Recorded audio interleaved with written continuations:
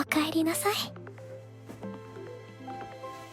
聞いてしまった。なんか今日距離が近くないか。髪が首筋に当たって。だけど今の声どこかで。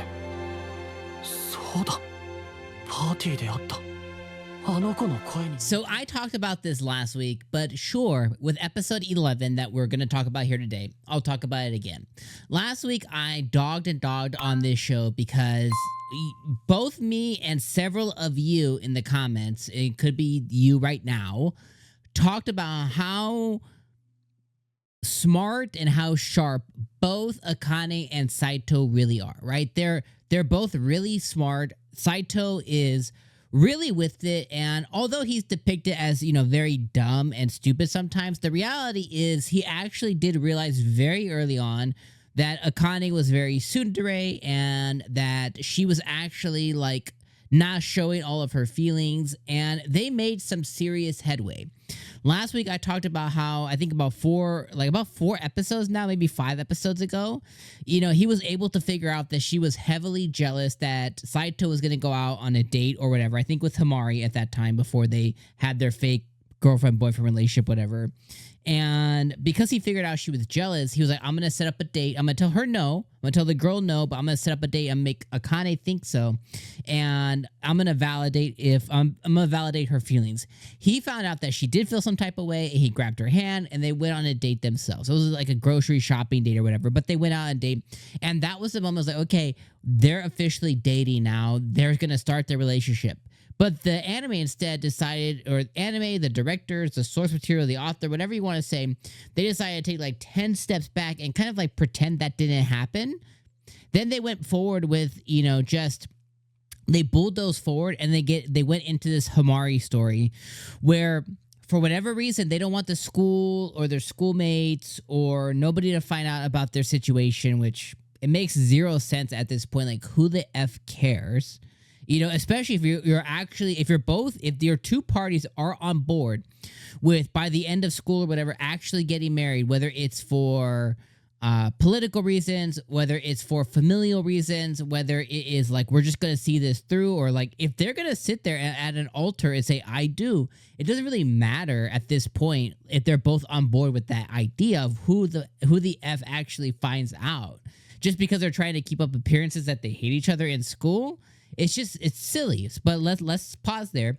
So then we go into that Himari story where they're going to be fake boyfriend and girlfriend. And because the school basically finds out like, oh, they're living together, because Himari's like, oh, I knew it. And the idea to undo that is, instead of just lean into it, be like, okay, yeah, we don't really want to disclose the reasons why or whatever. It's very clear that Saito doesn't want a girlfriend. It's very clear that Akane doesn't want a boyfriend in the school. You know, so it's totally okay to be like, yeah, you know, we're seeing each other, we're living together. We don't really want to disclose more than that.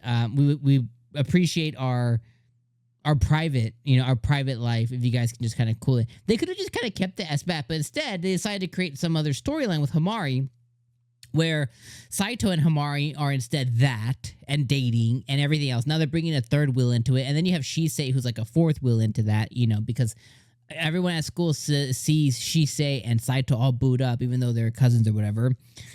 So they create this storyline for significantly no reason, it's just author pen to pad, just to drum up turmoil among Akane and Himari. And it's really just an avenue. It's just really like a road to get to Himari bringing out of Akane that she actually does like him, and she wants her to effing verbalize it and say it and like realize her feelings. Then they wanted to use it as an avenue to get us into this other storyline where we are now, where Saito keeps talking about this girl he met at a party. It's such a stupid thing, you know what I mean? Like, to be like, oh, it's like the quintessential quintuplets kind of line, like, oh, I met this girl when I was 5, and blah, blah, blah. And the problem with that effing storyline is they make it as if this was a pivotal, like, they show the kids, right? And they show them, they must be somewhere in the ballpark of 8 to 12 years old. Let's just call it 10 years old to, you know, just to dice bread, right? Just to say like down the middle. And they're currently 16. So this memory, this core, the way that Saito describes it as a core memory of his first love, if you have such a core memory, and 6 years, mind you, like if bro was 26 or 36, okay, I get it. A memory from, 15, 20 years ago, okay, it's almost impossible to remember what this girl looked like. But you're talking about pretty recent, I've like, when I think about 6 years ago, like that's pretty recent. That's like 2019. Like that's pretty effing recent. I pretty much remember everything that happened in 2019. Anything significant. So that's pretty recent. And as a kid, you have an even better memory than as you get older. Your memory starts to forget the fugazi. You know what I mean? It starts to go away. So you're telling me his core memory of his first love, he doesn't remember. But the things he's put together so far was that Akane's grandma was there. He's now put together that Akane's little sister was there.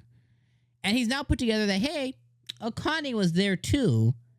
And this party was just among his family and known family, acquaintances. But he's like, it couldn't have been Akane. There's no way. The girl was so sweet. It couldn't have been Akane. But yet he's seen over and over and over and over the sweet side and the very attractive side of Akane. He's seen it over and over. He just saw it at the end of this episode where he's sitting next to her and she's like, welcome home. I couldn't even.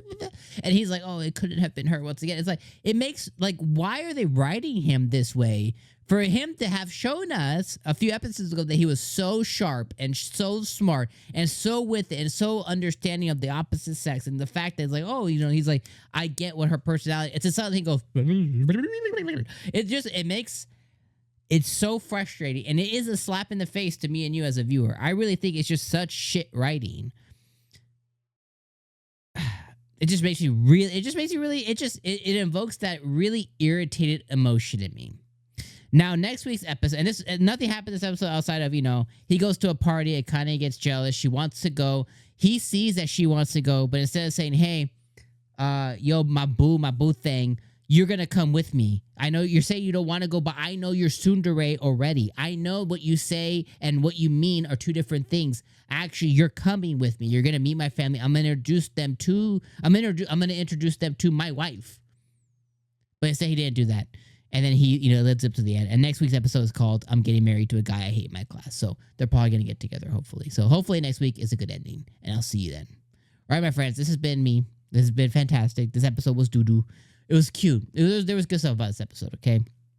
But to get here, it's just been a frustrating experience. But, turning that side of the brain off. It was a fine episode. I thought it was cute. I like how he ran home to her. Blah, blah, blah, blah, blah, blah.